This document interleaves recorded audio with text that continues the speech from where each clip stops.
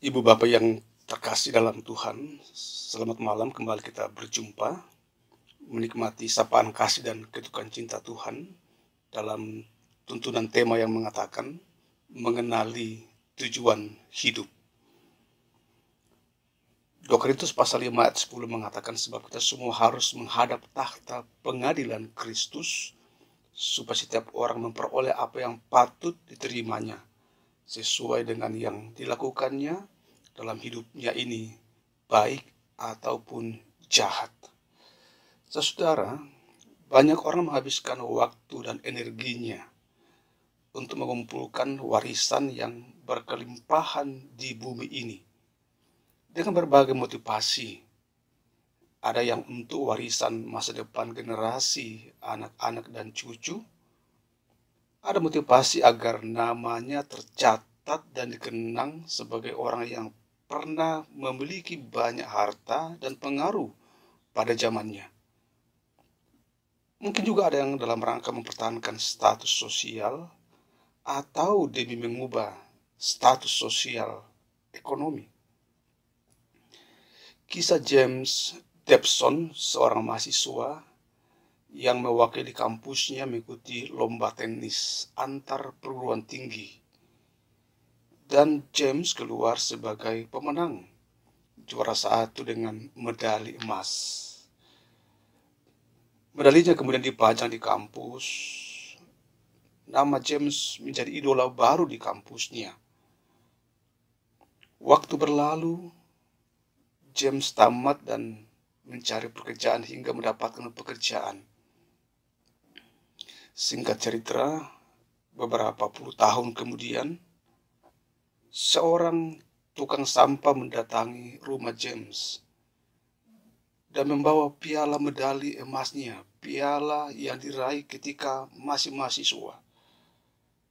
Dan rupanya sang tukang sampah ini menemukan itu di tempat sampah. Rupanya telah dibuang ketika renovasi kampus. Artinya apa? Warisan kebanggaan yang pernah kita miliki, yang dunia berikan, adalah fana, dangkal, sesaat saja, dan ada batasan waktunya, lalu dibuang dan mungkin dilupakan. Saudara, adalah bijaksana kalau kita menggunakan hidup kita, waktu, tenaga, harta, kesempatan, kemampuan, pekerjaan, keluarga kita untuk membangun sebuah warisan kekal. Karena suatu hari nanti kita akan berdiri di hadapan Allah dan Tuhan akan memeriksa kehidupan kita. Seperti firman Tuhan yang kita dengarkan hari ini, sebab kita semua harus menghadap takhta pengadilan Kristus, supaya setiap orang memperoleh apa yang patut diterimanya sesuai dengan yang dilakukannya dalam hidupnya ini, baik ataupun jahat. Masa-masa pandemi COVID-19 masih menjadi bagian pergumulan iman kita, masih menjadi perjuangan doa kita. Kiranya kita semua dapat melewatinya dengan tidak bimbang, dengan tidak ragu dan khawatir, tetapi yakin akan pemeliharaan Tuhan. Tujuan hidup kita tidak tergoyahkan oleh rupa-rupa tantangan, bujukan, dan rayuan zaman. Mari kita berdoa. Ya Tuhan, tuntun kami berjalan pada tujuan hidup di dalam Tuhan.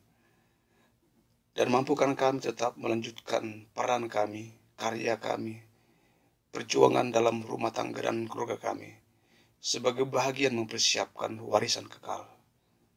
Waktu terus berjalan, dan kami meniti di atasnya. Tuntun langkah kami ya Tuhan, arahkan mata kami, untuk selalu melihat kehendak-Mu dalam setiap aktivitas kami, dalam setiap kehidupan kami, agar tujuan iman kami tidak diubahkan oleh banyak hal yang bisa memengaruhi kehidupan kami. Lindungi kami di malam ini. Karuniakan kami tidur yang nyaman. Jangan biarkan ada ketakutan datang di hati dan di pikiran kami. Lindungi orang tua kami dalam masa-masa lansia, anak-anak dan cucu kami, jemaat-Mu ya Tuhan.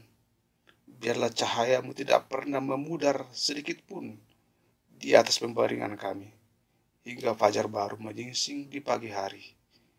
Ampuni dosa kami semuanya, dengar doa hamba-Mu dalam nama Tuhan Yesus. Amin. Demikian sapaan kasih dan ketukan cinta Tuhan. Tuhan memelihara kehidupan kita selamanya.